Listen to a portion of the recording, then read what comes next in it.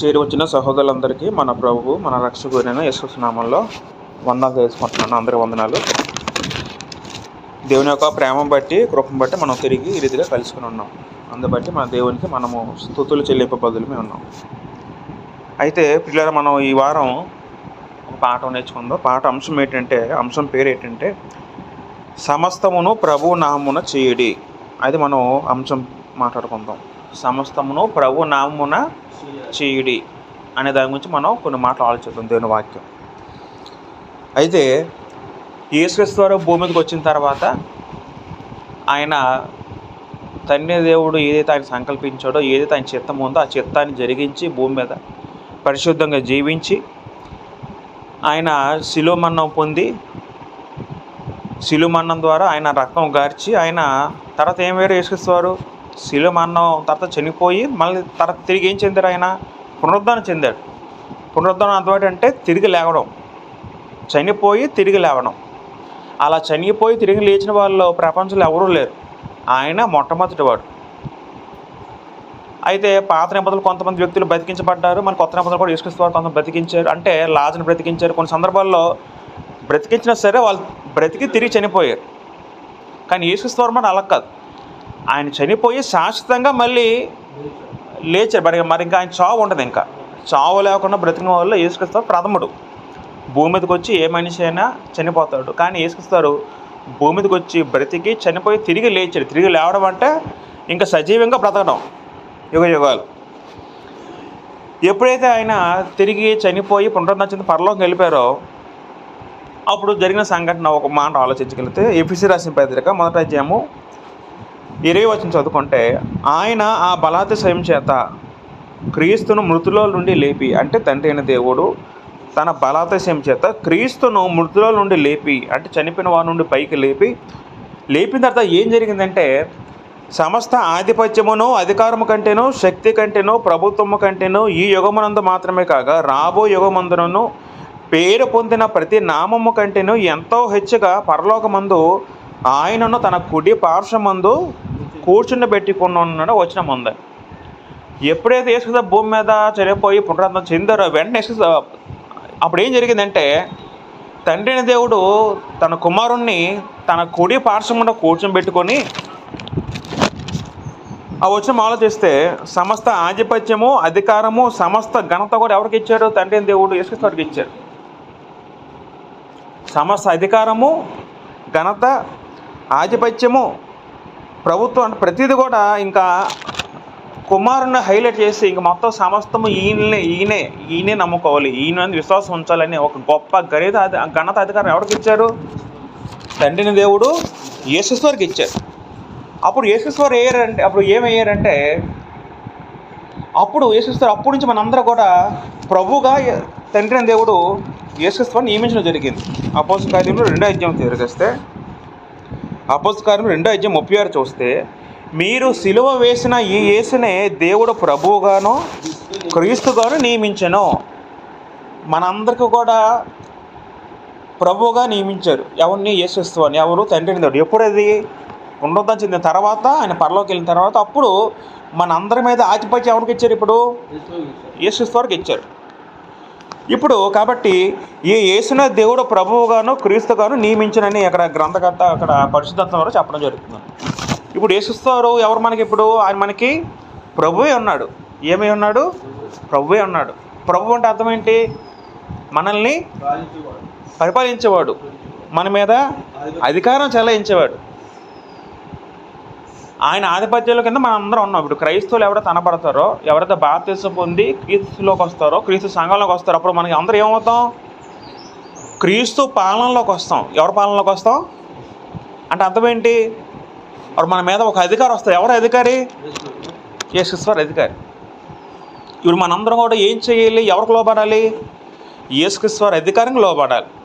అర్థమవుతుందండి? ఎవరికి లోబడాలి? యేసుక్రీస్తు వారి అధికారంగా లోబడాలి. యేసుక్రీస్తు వారు భూమి మీద నుండి వెళ్ళిపోయిన తర్వాత ఆఖరి రోజు అంటే శిష్యులతో మాట్లాడుతూ ఒక మాట ఏముంటుందంటే మత్తయి సువార్త 28వ అధ్యాయం తిరిగేస్తే మత్తయి సువార్త 28వ అధ్యాయము 18 చదువుకుందాం. అయితే అయితే యేసు వారి యొద్దకు వచ్చి, ఎవరి యొద్దకు అంటే శిష్యుల యొద్దకు వచ్చి, చివరి రోజున అంటే పరలోకానికి ఆరోహణ అయిపోయే రోజున, ఆ రోజున యేసుక్రీస్తు వారు చుట్టూ ఉన్న శిష్యులతో అంటున్న మాట ఏంటంటే, పరలోకమందును భూమి మీదను నాకు సర్వాధికారం ఇవ్వబడి ఉంది. సర్వాధికారము ఇవ్వబడి ఉందని అర్థం ఏంటి? దేవుడు సమస్త అధికారం కూడా ఎవరికి అనుగ్రహించాడు? యేసుక్రీస్తు వారు అనుగ్రహించాడు.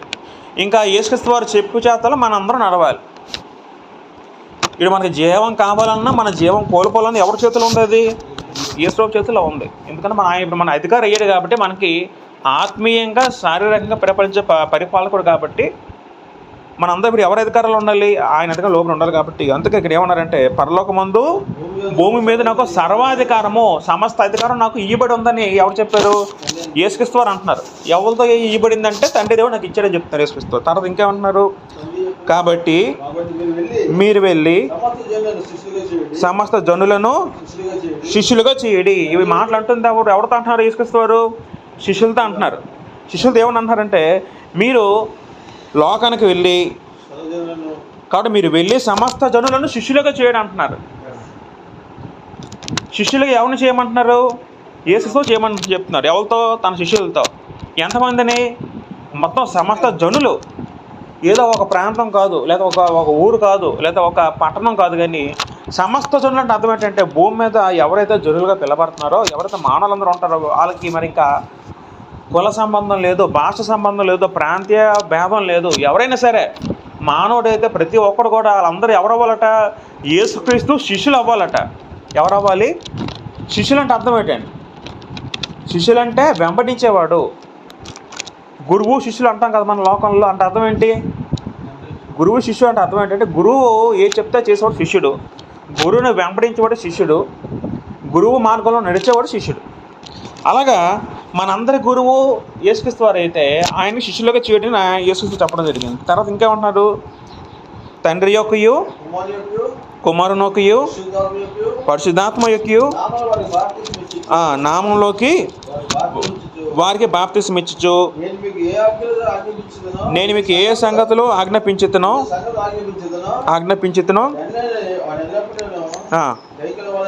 గైకొన వలనని వారికి బోధించిడి. తర్వాత యేసుక్రీస్తు ఇంకేం చెప్పారంటే, కాబట్టి తండ్రి యొక్కయో కుమారుని యొక్కయో పరిశుద్ధంగా బాప్తిస్మం ఇవ్వాలి. అంతేకాకుండా నేను మీకు ఏ సంగతులు ఆజ్ఞాపించుతునో, యేసుక్రీస్తు శిష్యులకు ఏవైతే చెప్పాడో మీరు అవన్నీ బోధించాలి. ఎవరికి బోధించాలి? కొత్తగా అవబోతున్న శిష్యులకు ఉద్దేశించి మీరు వాళ్ళకి బోధించాలి. అలాగా ఎంతవరకు జరగాలి? ఇవన్నీ కూడా యుగ సమాప్తి వరకు జరగాలంటే అర్థం ఏంటి? యుగ సమాప్తి ఎప్పుడు అవుతుంది? మళ్ళీ యేసుక్రీస్తు మళ్ళీ ఎప్పుడైతే వస్తారో అంతవరకు కూడా అప్పుడు ఇవన్నీ కూడా అలా జరుగుతూ రావాలని చెప్పడం జరిగిందండి. ఇప్పుడు అర్థమైందా? యేసుక్రీస్తు వారు తన చివరి రోజున ఆకాశంలో ఆరోహణ అయినప్పుడు యేసుక్రీస్తు చెప్పిన మాట ఏంటంటే శిష్యులతోని, శిష్యులారా మీరు సమస్త లోకానికి వెళ్ళి నన్ను సమస్త జనులు శిష్యులుగా చేయమని చెప్పాడు మొదటిది. రెండో పాయింట్ ఏంటి? తండ్రి యొక్కయో కుమారుని యొక్కయో వారి నామంలో బాప్తిస్మం అని చెప్పాడు. మూడవ పాయింట్ ఏంటంటే, నేను మీకు ఏవైతే చెప్పానో, మీరు నా నుంచి ఏ మాటలైతే మీరు విన్నారో, మీరు గ్రహించారో, ఆ మాటలను కూడా ఏం చేయమని చెప్పారు? మీరు వారికి తెలియజేయమని చెప్పాడు. మీకు అర్థమవుతుందా? అంటే ఇప్పుడు యేసుక్రీస్తు వచ్చి ఎన్నాళ్ళు అవుతుంది? 2000 సంవత్సరాలు అవుతుంది భూమి మీదకి వచ్చి. ఆ శిష్యులు ఏం చేశారు? సమస్త లోకానికి వెళ్ళి సువార్త ప్రకటించారు. తర్వాత క్రైస్తవులు ఏర్పడ్డారు. ఏర్పడిన తర్వాత బాప్తిస్మం పొందిన తర్వాత అంత సంఘంలో వచ్చారు. తర్వాత వాళ్ళు ఏం చేశారు? మళ్ళీ కొంతకాలం అయితే వాళ్ళు చనిపోయారు. తర్వాత ఏమైంది? మళ్ళీ సువార్త ప్రకటించబడుతుంది తర్వాత. అలా ఏమైందంటే, అలాగ అప్పటి నుంచి అలాగ ఏమవుతూ వస్తుంది? అప్పటి నుంచి ఇప్పటి వరకు సువార్త ప్రకటించబడుతున్న అలా వస్తూనే ఉంది. ఆ సువార్త ప్రకటన భాగం ఏంటంటే, మనందరూ కూడా యేసుక్రీస్తుని నమ్మాలి, ఆయన ఎందుకు వచ్చాడు అవన్నీ చెప్పాలి, తర్వాత బాప్తిస్మం పొందాలి, తర్వాత ఆయన ఏవైతే చెప్పాడో అవన్నీ కూడా చెయ్యాలి.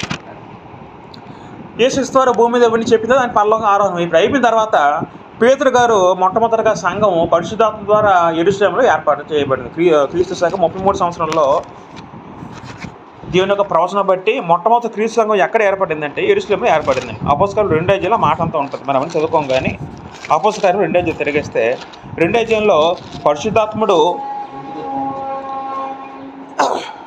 ఒక గొప్ప ప్రభావంతో రావడం మనం చూస్తాం. వచ్చిన తర్వాత శిష్యులు మాత్రము పరిశుద్ధాత్మ బాప్తిస్మం పొందుతారు. తర్వాత పేతురుగా ప్రసంగిస్తారు. ప్రసంగిస్తున్నప్పుడు అక్కడ యూదులందరూ ఉంటారండి. ఉండిన తర్వాత పేతురు గారు ప్రసంగం చేసిన తర్వాత పేతురు గారు ఏమని చెప్తారంటే, మీ అందరూ కలిసి యేసుక్రీస్తుని చంపారు, ఒక మంచివాడిని మీరు అందరూ దుస్తులతో చంపించని చెప్పిన తర్వాత, మీరు చంపిన ఆ యేసుక్రీస్తునే దేవుడేమో ఆయన హెచ్చించి రాజుగా కూర్చోబెట్టాడు అనే మాట అన్న తర్వాత 37వ వచనంలో ఏమంటారంటే, వారు ఈ మాట విని హృదయంలో నొచ్చుకొని, సహోదరులారా మేమేమి చేతమని పేతురు కర్మ అపోస్తలుని అడగగా, అప్పుడు పేతురు గారు ఏమంటారంటే, అప్పుడు వాళ్ళందరూ అడుగుతున్నారు, చుట్టూ ఉన్న యూదులందరూ ఏమడుగుతున్నారంటే పేతురుతో, నాయన మేము తప్పు చేసాం, మేము చాలా పెద్ద తప్పు చేసాం, దీనికి పరిష్కారం ఏంటి, మేమేం చేయాలి అడిగినప్పుడు పేతురు గారు ఏమంటారంటే 38వ వచనం, మీరు మారు మనసు పొంది పాప క్షమాపణ నిమిత్తము ప్రతివాడు యేసుక్రీస్తు నామమున బాప్తిస్సు పొందిన. అక్కడ ఏం పదం ఉంది? అక్కడ యేసుక్రీస్తు నామమున బాప్తిస్సు పొందిన అని పదం ఉందండి అక్కడ, యేసుక్రీస్తు నామమున. అయితే యేసుక్రీస్తు నామం అంటే అర్థం ఏంటి? యేసుక్రీస్తు నామమున బాప్తిస్సు పొందమని పేతురు గారు చెప్పారు. ఇప్పుడు యేసుక్రీస్తు ఏం చెప్పారు? మత్తయి 28వ అధ్యాయంలో తండ్రి యొక్కయు అంటే అర్థం ఏంటి? రెండు ఒకటా వేరు వేరా? ఇప్పుడు ఒక చిన్న పాయింట్ మనకు గమనించాలి, ఏంటంటే నామం అన్న పదానికి మరొక అర్థం ఉందండి. గ్రీకులో నామం అన్న పదాన్ని వనామా అన్న పదంగా మనం గ్రీకులో చూస్తే, ఆ పదానికి అర్థం ఏంటంటే యేసుక్రీస్తు నామం అంటే అర్థం ఏంటంటే యేసుక్రీస్తు యొక్క ఆజ్ఞ ప్రకారము చేయడం అని అర్థం వస్తుంది. యేసుక్రీస్తు నామం అంటే అర్థం ఏంటి? యేసుక్రీస్తు ఆజ్ఞ ప్రకారం చేయడం, లేకపోతే యేసుక్రీస్తు అధికారం బట్టి చేయడం, ఆయన పక్షంగా చేయడం, లేకపోతే ఆయన ఉద్దేశం నెరవేర్చడం రకంగా అర్థం వస్తుంది. అంటే చాలామంది ఇక్కడ కన్ఫ్యూజ్ అయ్యారు. ఏం కన్ఫ్యూజ్ అయ్యారంటే, అక్కడేమో పేతురు గారు ఏమన్నారంటే యేసుక్రీస్తు నామమున బాప్తిస్మం అని చెప్పారు, ఇక్కడేమో మత్తయి చదువుకుంటే యేసుక్రీస్తు ఏమో తండ్రి యొక్క కుమారుని నామమున బాప్తిస్మం అని చెప్పారు. దాని అర్థం ఏంటంటే ఇక్కడ నామములు అన్న పదం అర్థం వేరు, అక్కడ నామమున అన్న పదం అర్థం వేరు.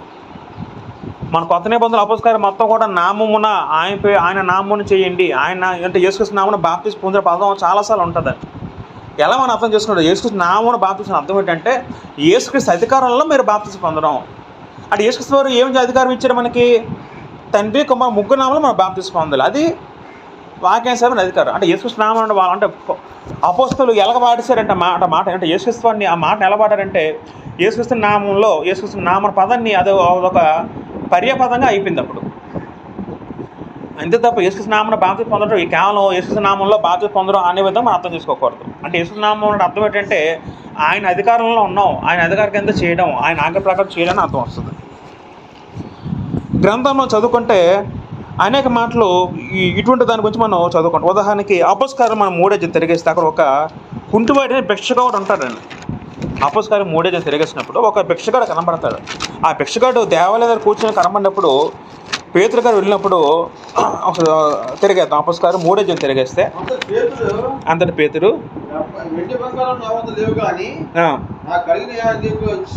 ఇచ్చుచున్నాను నజరేయుడైన యేసుక్రీస్తు నామమున నడుమని చెప్పి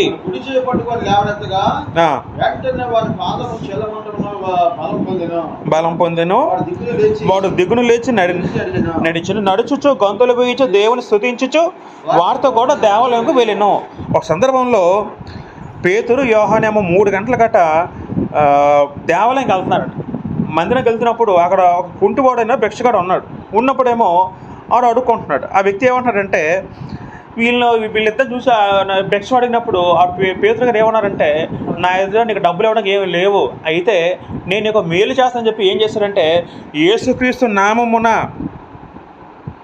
నజరేయుడైన యేసుక్రీస్తు నామమున నడువు అని చెప్పినప్పుడు వెంటనే ఆ కుంటివాడు ఒకసారి కాలు వచ్చేయండి. ఎవరు కాలు వచ్చాయి? ఆ కుంటివాడు. పుట్టుకుంటూ కాలు వస్తాయా? రావు కదా. ఎలాగొస్తాయి? రాలేవు. ఎందుకంటే ఆ వ్యక్తి నడలేడు. అంటే కాలు బలహీనంగా ఇప్పుడు మన పోలియో చూస్తాం, పోలియో కాలు ఎలాగుంటాయి? సన్నంగా ఉంటాయి కదా, వాళ్ళు అడగలరా? ఎందుకంటే కాలు బలం చాలదు. ఇక్కడ పేతురు గారు ఏమంటారంటే యేసుక్రీస్తు నామం నడువు అనగానే వెంటనే ఏమైంది? దిగ్గున లేచిపోయాడు కుంటోడు. వెంటనే బలం పొందాడు. ఆ బలం ఎలాగొచ్చింది? దేవుడు అనుగ్రహిస్తూ వచ్చింది. అంటే అక్కడ పదం ఏంటి? అక్కడ యేసుక్రీస్తు నామమున పదం వాడారు. యేసుక్రీస్తు నామం నడువు అనగానే వెంటనే దిగ్గులు లేచి ఆ వ్యక్తి కూర్చుని నించుకుపోతే వెంటనే ఆ వ్యక్తి దేవుని స్తుతిస్తూ వారితో కూడా వెళ్ళిపోయారు. అయితే ఇది పట్టుకొని ఆ మతాధికారులేమో ఈయన్ని విమర్శించడం జరిగింది పేతురు గారిని. నువ్వు ఎలాగ బాగుపరిచావు అని క్వశ్చన్ వేసినప్పుడు ఇప్పుడు ఈ మాట అర్థం అపోస్తలులు 4 అధ్యాయాలు ఉంటాయి. మనం చదువుకోను. అపోస్తలులు 4 అధ్యాయం తిరిగేస్తే 4 అధ్యాయం 8 నుంచి 12 చదువుకుంటే, పేతురు పరిశుద్ధాత్మ నిండేవారు ఇట్లనే, ప్రజలారా, అధికారులారా, పెద్దలారా, ఈ దుర్బలునికి చేయబడిన ఉపకారం కూర్చి వాడు దేని వల్ల స్వస్థ పొందని ఏమేమని విమర్శించుకున్నారు. అయితే ఈ వ్యక్తి ఎలా బాగుపడ్డాడో పేతురు గారు మళ్ళీ ఆ పెద్దలందరి మధ్య కూర్చొని చెప్తున్నాడు. ఎందుకు ఏ విధంగా బాగుపడ్డారంటే, గనుక మీరందరూ ఇశ్రాయేలు ప్రజలందరూ తెలుసుకోవాల్సింది ఏమనగా, మీరు సిలువ వేసినట్టు మృతుల నుండి దేవుడు లేపినట్టు నజరేయుడైన యేసుక్రీస్తు నామముననే వాడు స్వస్థత పొంది మీ ఎదుట నిల్చుచున్నాడు అని చెప్పడం జరిగిందండి. అప్పుడు పెద్దలందరూ వీళ్ళు పిలిచి మధ్యలో అడిగినప్పుడు పేతురు గారు ఏమంటారంటే, యేసుక్రీస్తు పేతురు గారు ఏమంటారంటే, మీరు ఎవరైతే సిలువేసి చంపారో ఆ యేసుక్రీస్తే, మీరు ఎవరైతే ఈయన దొంగడని ఆయన నిందలు మోపి సిలువెక్కించారో, ఒక పరిశుద్ధిని బాధ పెట్టారో ఆ వ్యక్తి నామంలో మేము ఈ పని జరిగించాం అంటున్నారండి. అంటే దాని అర్థం ఏంటి? ఇక్కడ పేతురులో శక్తులు, ఈ పేతురు మాటలో శక్తి ఉందా, దేవుళ్ళలో శక్తి ఉందా? యేసుప్రభు నామంలో ఏముంది? శక్తి ఉందండి. అక్కడ మీకు పాయింట్ అర్థమవుతుందా? ఇప్పుడు మనం వెళ్ళి అవునో కుటుంబం లేచి నువ్వు లెగు అంటే లెగ్గలడా? మన మాటకి ఎలా ఎవరు లెగలేడండి. మన మాట శక్తి ఉంది, మన మాట శక్తి లేదు. ఎవరిలో శక్తి ఉంది? దేవుని వాక్యంలో శక్తి ఉంది, యేసుక్రీస్తు నామంలో శక్తి ఉంది. అంటే వాళ్ళు ఏమని చెప్పి యేసుక్రీస్తు నామం లెగు అని అర్థం ఏంటంటే, యేసుక్రీస్తు అధికారంలో మేము చెప్తున్నాం, యేసుక్రీస్తు అధికారం నువ్వు లెగు అనగానే దిగ్గున లేచారండి.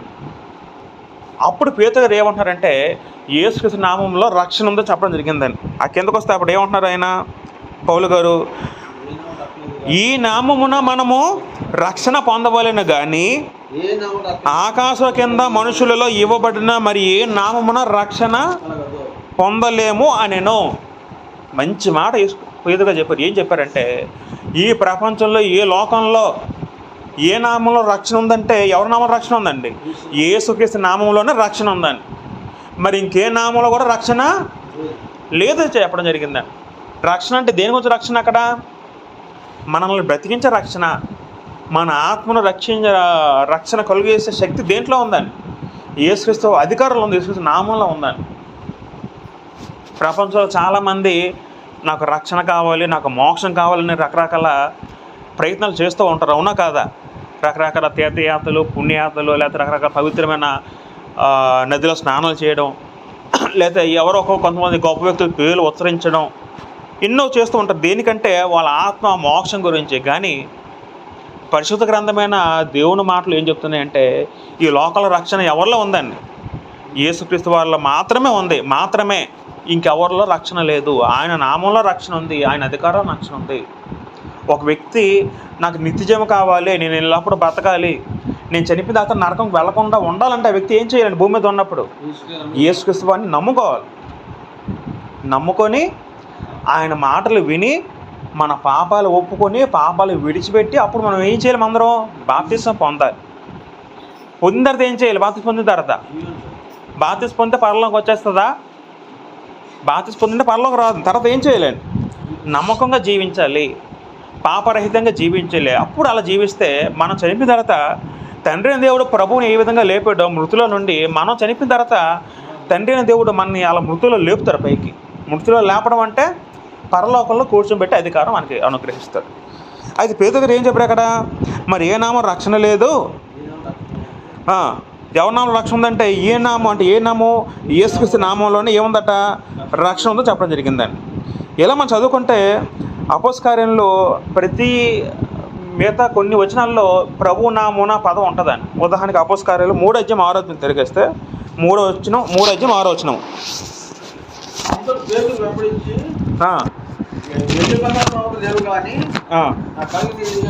అక్కడ చెప్పడం జరిగింది కదా. మళ్ళీ చదువుకుంటే అనేక మాటలు ఉంటాయి. అపోస్తలుల కార్యంలో 5:40 కూడా చదువుకుందాం. 5:40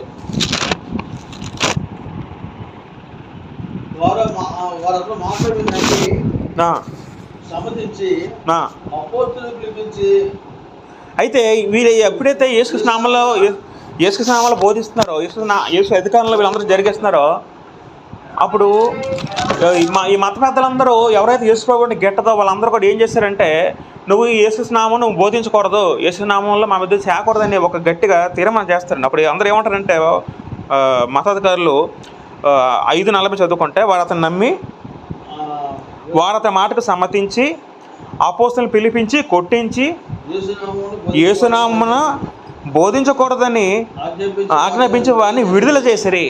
కొంతమంది ఏమో మతాధికారులు వాళ్ళు ఏం చేశారట, మా మతం తక్కువైపోద్దని ఈ పేరుతో అపోస్తలులను పిలిపించి ఏం చేశారు, వాళ్ళు కొట్టేసి ఇంకెప్పుడు కూడా యేసు నామంలో మీ అందరూ కూడా బోధించకూడదని చెప్పడం జరుగుతుందన్నారు. అక్కడ వీళ్ళు ఎన్ని హింసించినా సరే వీళ్ళు మట్టుకు అలా ఆపలేదు.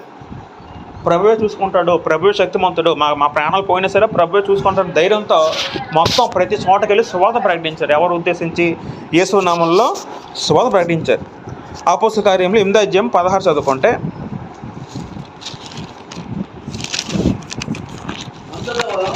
అంతటా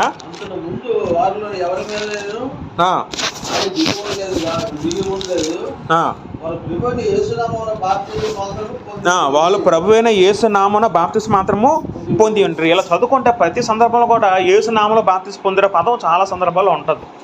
అంటే యేసు నామములో బాప్తిస్మం పొందడం అర్థం ఏంటంటే, యేసు అధికారంలో బాప్తిస్మం పొందడం అని అర్థం చేసుకోవాలి. అంటే అర్థమేంటి? యేసు అధికారంలో బాప్తిస్మం పొందడం అర్థం చేసుకోవాలి.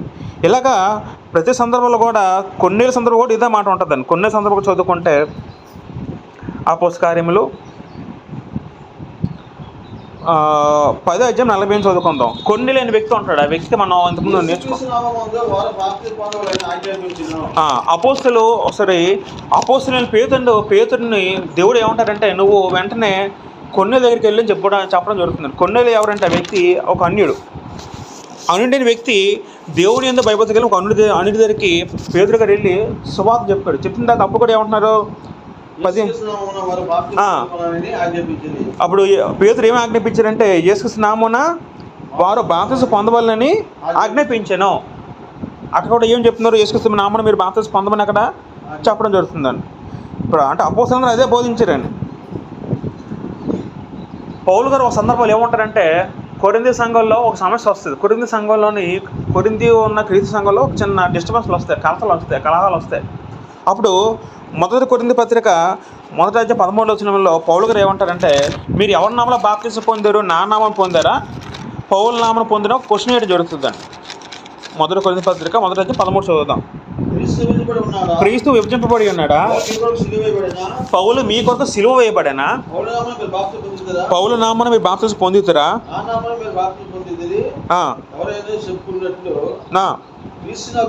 క్రీస్తునకు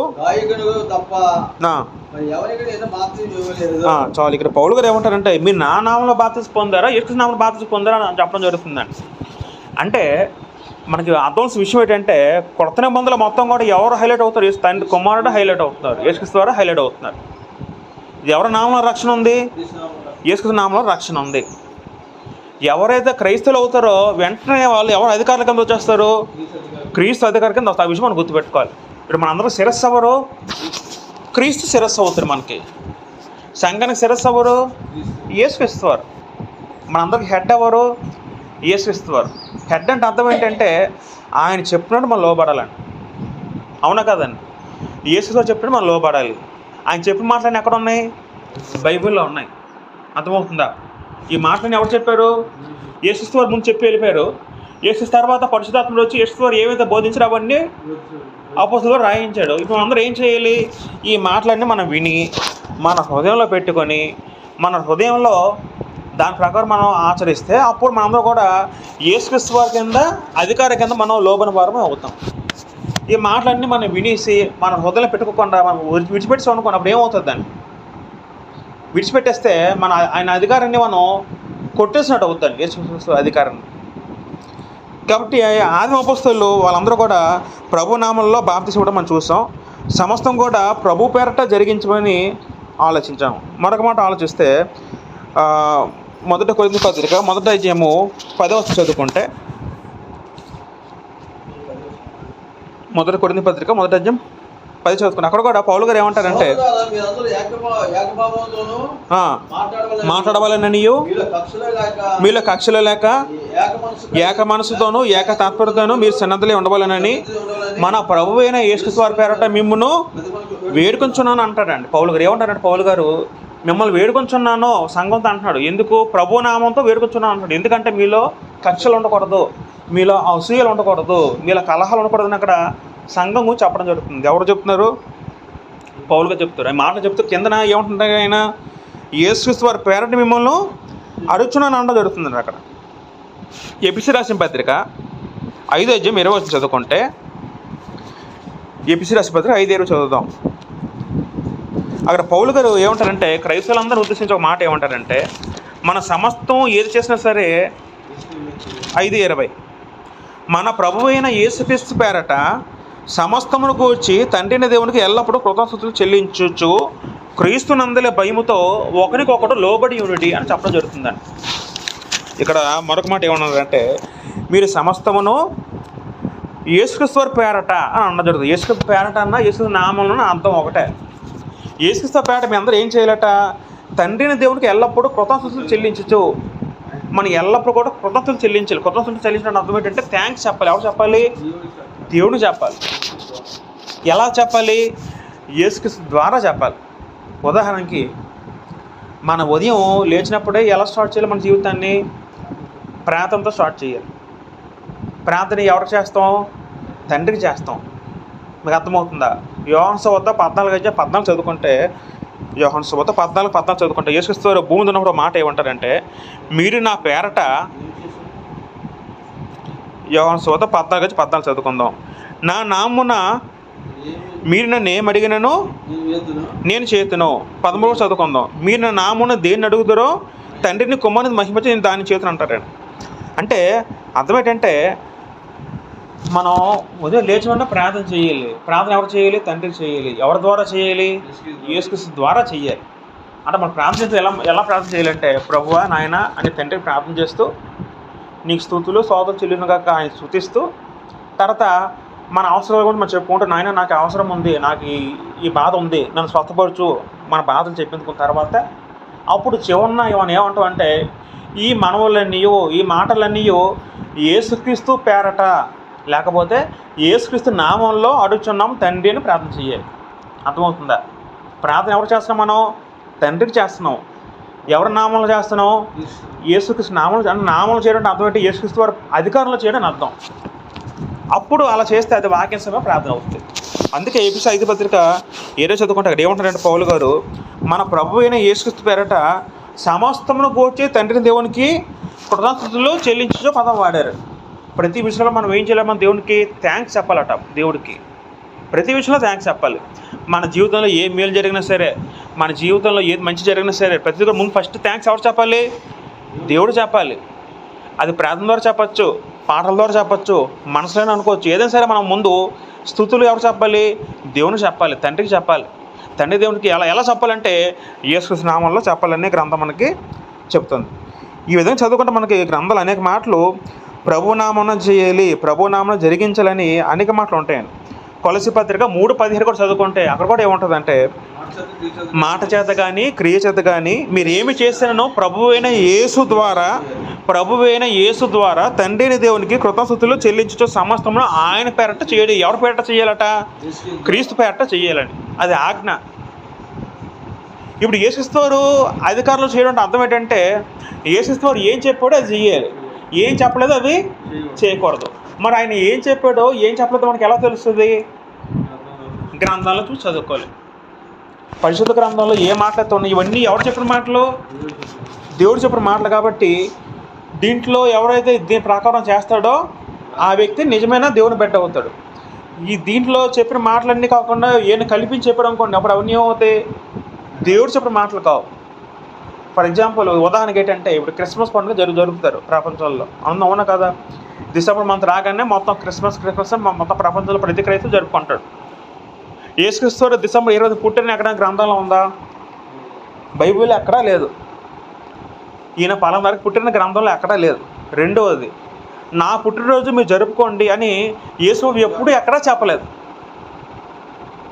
పోనీ యేసు చనిపోయిన తర్వాత ఆయన పలానా రోజు పుట్టాడు అని ఆయన బర్త్డే కూడా ఎవరు జరుపుకోలే. వాళ్ళ అమ్మగారు జరుపుకోలేదు, వాళ్ళ శిష్యులు కూడా జరుపుకోలేదు. ఆయన చనిపోయిన తర్వాత పరలోకి వెళ్ళిన తర్వాత కూడా ఆయన శిష్యులు కూడా జరుపుకోలేదు.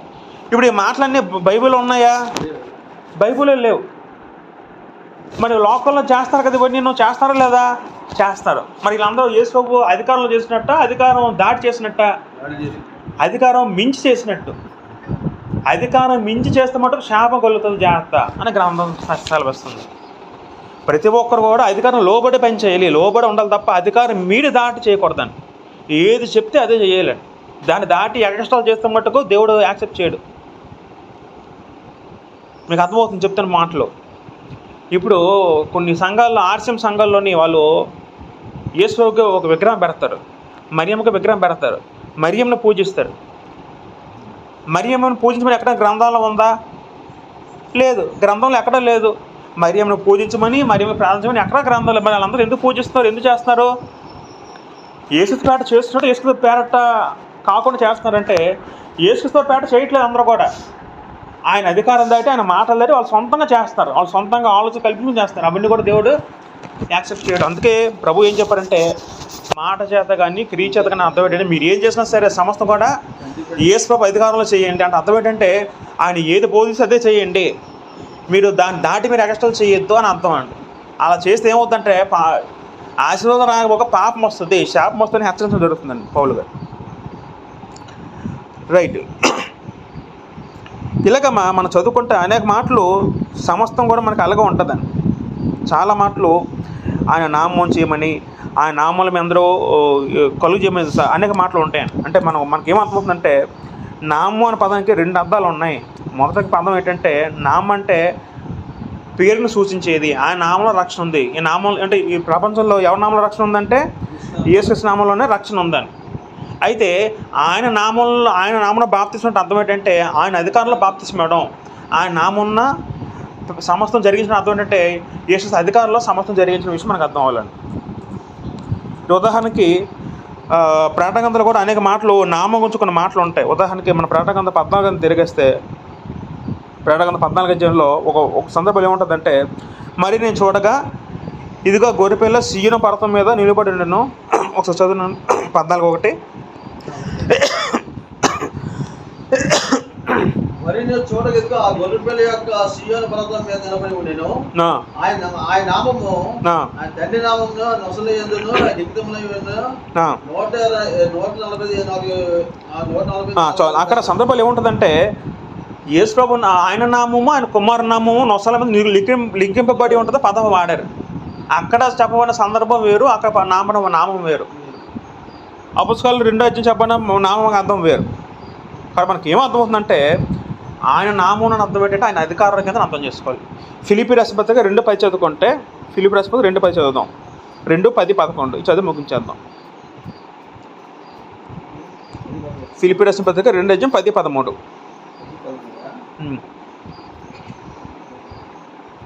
భూమి మీద ఉన్న వారిలో కానీ వారిలో కానీ ప్రతి మోకాలు యేసు నామమున ఉండినట్లు. 9 చదువుదాం, లేకపోతే 9 చదువుదాం. అందుచేత పరలోకం ఉంది వారిలో కానీ, భూమి మీద ఉన్న వారిలో కానీ, భూమి క్రింద ఉన్న వారిలో కానీ ప్రతి మోకాలను యేసు నామమున వంగునట్లును, ప్రతి వాని నాలుకయు తండ్రి అయిన దేవుని మహిమార్థమై యేసుక్రీస్తు దేవుడు ఆయనకు అధికారం ఇచ్చించి నామమునకు పైనామమును ఆయనకు అనుగ్రహించెను. ఇక్కడ గ్రంథం ఏం చెప్తుంటే స్పష్టంగా, మళ్ళీ చదువున ఒకసారి అది. అందుచేత పరలోకముందు వాళ్ళే గాని, భూమి మీద ఉన్న వాళ్ళ గాని, భూమి కింద ఉన్న వాళ్ళ గాని ప్రతి మోకాలు యేసునామమున, ప్రతి మోకాలు కూడా ఎవరిలో వంగాలట? యేసునామంలో వంగాలి. ఇంకా ప్రతి వారు నాలుగు తండ్రి దేవుడికి మహిమార్థమై క్రీస్తు ప్రభువును ఒప్పుకున్నట్లు దేవుడు ఆయనకు అధికారం ఇచ్చింది. మనందరం క్రీస్తుని ఏమని ఒప్పుకోవాలట? ప్రభువుని ఒప్పుకోవాలట, ఆయన రాజును ఒప్పుకోవాలట, ఆయన పరిపాలించుడు ఒప్పుకోవాలటండి. ఒప్పుకున్న తర్వాత అప్పుడు ఏం చేయాలి? దేవుడు ఆయనకు అధికం హెచ్చించి నామమునకు పైనామం ఆయనకు అనుగ్రహించును. కాబట్టి మనకి ఏం అర్థం అవుతుందంటే, ప్రతి ఒక్కరు కూడా ఎవరి నామంలో వంగాలంటే యేసు నామంలో మనం వంగాలంటే అర్థం ఏంటంటే, ఆయన శక్తి గల నామం, ఆయనది బలమైన నామం. ఆయన నామంలో ఏముంది? రక్షణ ఉంది. అర్థమవుతుందండి? ఆయన నామంలో ఏముందండి? రక్షణ ఉంది. కాబట్టి మనందరం ఏం చేయాలంటే ఆయన నామంలో మన బాప్తీసం పొందిన నామం అని అర్థం ఏంటంటే యేసు ఏం చెప్పాడంటే తండ్రి కుమారుడు పరిశుద్ధాత్మ బాప్తీసం పొందమని చెప్పాడు. అలా బాప్తీసం పొంది ఆయన నామంలో మనం ఆయన చెప్పినట్టు చెయ్యాలండి. ఆఖరి మాట చదివి ముగించేద్దాం. 1 పేతురు పత్రిక 3:15 చదువుకుంటే, నిర్మలమైన మనస్సాక్షి గలవారే మీలోనున్న నిరీక్షణకు వచ్చి మిమ్మల్ని హేతువుడుకు ప్రతి వానికి శాస్త్రీయంతోనూ భయంతోనూ సమాచారం ఎలాగో సిద్ధముగా ఉండి మీ హృదయములందు క్రీస్తును ప్రభువుగా ప్రతిష్ఠించుడి అని ప్రార్థన చెప్పారండి. దాంతో ఏం చెప్తుందంటే మీ హృదయంలో మనలో ఏముంది? ఆత్మ ఉంది. ఆత్మ అనేది కంటికి కనబడదు. ఆత్మలో ఏముంది? హృదయం ఉంది. ఈ హృదయంలో మనం ఏం ప్రతిష్ఠించాలట? యేసుక్రీస్తుని ప్రభువుగా ప్రతిష్ఠించాలట. ప్రతిష్ఠించడం అర్థం ఏంటండి? ఉన్నప్పుడు విగ్రహాలు ప్రతిష్ఠిస్తాం. ప్రతిష్ఠించడం అర్థం ఏంటండి? ఒక విగ్రహం తెచ్చి ఒక ప్లేస్లో శుభ్రంగా నీట్ చేసి అక్కడ మొత్తం ఏదో పూజ సంథింగ్ అలా చేసి అక్కడ ఏం చేస్తాం? మనం విగ్రహం పెట్టగానే పోద్ది, అది ప్రతిష్ఠించాం అంటాం విగ్రహాన్ని. అదేవిధంగా అందరూ క్రైస్తవులందరూ ఏం చేయాలంటే మన హృదయం ఏదైతే ఉందో మనం రక్షించాలట. యేసుక్రీస్తు మన హృదయంలో పెట్టుకో, ఒక బొమ్మగా పెట్టాలట. మన హృదయంలో ప్రతిష్ఠించాలంటే అర్థం ఏంటంటే అప్పుడు ఏమవుద్దంటే మన హృదయంలో యేసుక్రీస్తు వారు ఉంటే మన ఆలోచనలు మంచిగా ఉంటాయి, మన తలంపులు మంచిగా ఉంటాయి, మన చూపులు మంచిగా ఉంటాయి, మన క్రియలు మంచిగా ఉంటాయి.